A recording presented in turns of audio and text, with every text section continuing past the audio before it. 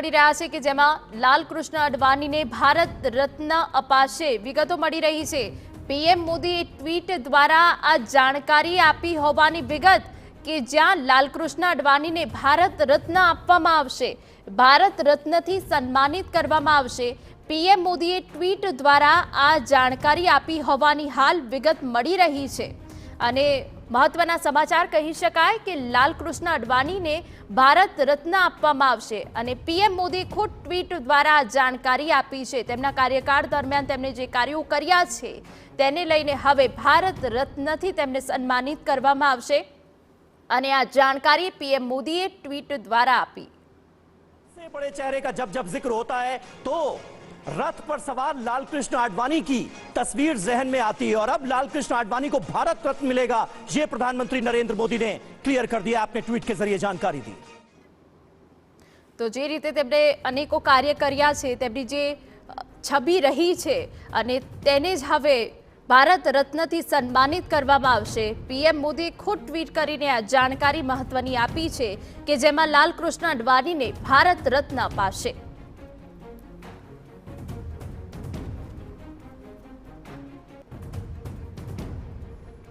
તો જે વિગતો મળી રહી છે તો દેશના વિકાસમાં તેમનું એક મોટું યોગદાન રહ્યું છે તે વાત પીએમ મોદીએ ટ્વીટ દ્વારા જાણકારી આપી છે અને સાથે જ અડવાણીજીને ફોન પર શુભકામના પણ પીએમએ આપી હોવાની વિગત છે।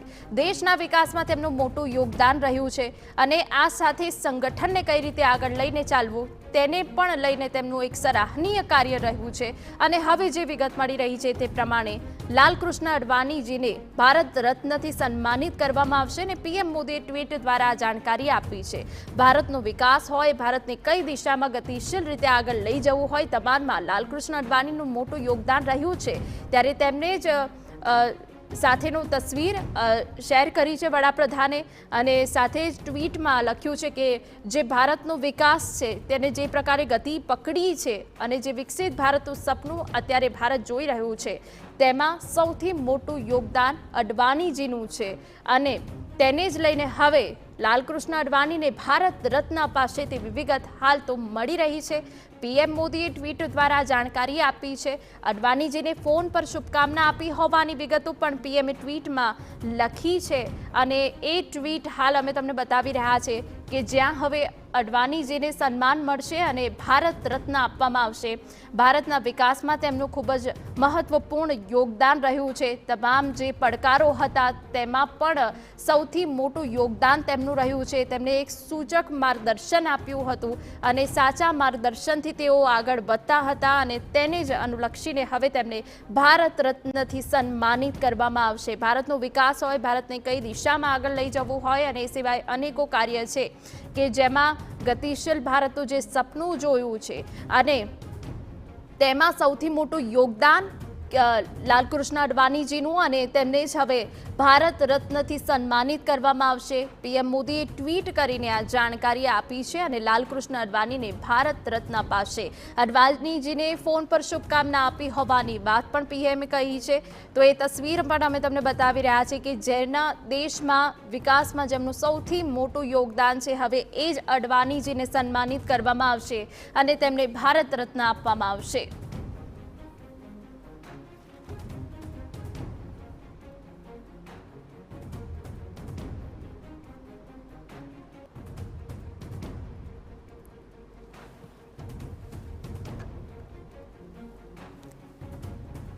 તો દેશના વિકાસમાં તેમનું મોટું યોગદાન રહ્યું છે અને હવે એ યોગદાન કે જેને પણ સન્માનિત કરવામાં આવશે, ભારતના વિકાસમાં જે અડવાણીજીનું યોગદાન રહ્યું છે અને હવે તેમને ભારત રત્નથી સન્માનિત કરવામાં આવશે। અવિસ્મરણીય અડવાણીજીનું યોગદાન રહ્યું છે અને તેમને ફોન કરીને શુભકામના પણ આપવામાં આવી છે અને હવે લાલકૃષ્ણ અડવાણીજીને ભારત રત્નથી સન્માનિત કરવામાં આવશે। અમારા સંવાદદાતા કિંજલ મિશ્રા વધુ વિગત આપી રહ્યા છે। કિંજલ, શું વિગત? જી બિલકુલ, LK આડવાણી અને ભારત રત્નથી સન્માનિત કરવામાં આવશે. ખુદ દેશના વડાપ્રધાન નરેન્દ્ર મોદીએ આ અંગે ટ્વીટ કરી અને જાણકારી આપી છે. LK આડવાણીની વાત કરવામાં આવે તો એ ભાજપના એ સમયના નેતા છે કે જ્યારે ભાજપ હાંસિયામાં હતી. દેશભરમાં ક્યાંય પણ ભાજપનો વિકાસ થશે અથવા તો આ રીતે મેજોરિટીમાં ભાજપ આવશે તે પ્રકારનો કોઈ અણસાર નહોતો. જે તે સમયે લાલકૃષ્ણ આડવાણી અને અટલ બિહારી વાજપેયીની જોડી હતી તે વાત કરવામાં આવતી હતી. જેમ અત્યારે વડાપ્રધાન નરેન્દ્ર મોદી અને અમિત શાહની એક જોડી છે કે જે ભાજપને ડાયરેક્શન આપી રહી છે, તે જ પ્રમાણે આડવાણી વાજપેયીની જોડી હતી તે માનવામાં આવતી હતી. જો ગુજરાતની વાત કરવામાં આવે તો ગુજરાત માટે ખાસ મહત્વનું એટલે પણ છે કેમ કે ગાંધીનગર લોકસભાના તે સાંસદ રહી ચૂક્યા હતા. સતત બે થી ત્રણ ટર્મ તે સાંસદ બન્યા હતા અને ત્યારબાદ અમિત શાહ ગાંધીનગર લોકસભાના સાંસદ બન્યા. અને તેની સાથે પણ વાત કરવામાં આવે તો સોમનાથની જે યાત્રા કરવામાં આવી હતી, રામ મંદિર માટેની જે પહેલ થઈ હતી, આ તમામમાં LK આડવાણીની એક અલગ પ્રકારની ભૂમિકા છે. પાર્ટીમાં એક અલગ પ્રકારનું એક આગવું કહી શકાય કદ છે. અને જ્યારે આજે તેમને જે સન્માન આપવામાં આવી રહ્યું છે ત્યારે એક પ્રકારનું જે ખુશી છે તે ભાજપમાં પણ જોવા મળી રહી છે. ખુદ વડાપ્રધાને આ માટે ટ્વીટ કર્યું છે. બિલકુલ કિંજલ, તો જે રીતે હાલ પાર્ટીમાં ખૂબ ખુશી જોવા મળી રહી છે, જ્યારે પાર્ટીના દિગ્ગજ નેતાને ભારત રત્ન થી સન્માનિત કરવામાં આવશે અને અડવાણીજી જે તે સમયના સારથી હતા અને સારથી બનીને જે તેમને માર્ગદર્શન આપ્યું છે અને દેશના વિકાસમાં તેમને સૌથી મહત્વપૂર્ણ યોગદાન આપ્યું છે અને હવે તેમને ભારત રત્નથી સન્માનિત કરવામાં આવશે. PM મોદીએ ટ્વીટ કર્યું છે અને સાથે જ મેં અડવાણીજીને ફોન કરીને શુભકામના આપી હોવાની વાત PMએ કહી છે. ત્યારે આ સમાચાર મળી રહ્યા છે કે જેમાં ભારતના વિકાસમાં જેમનું સૌથી મોટું યોગદાન રહ્યું છે તેવા અડવાણીજીને ભારત રત્નથી સન્માનિત કરવામાં આવશે.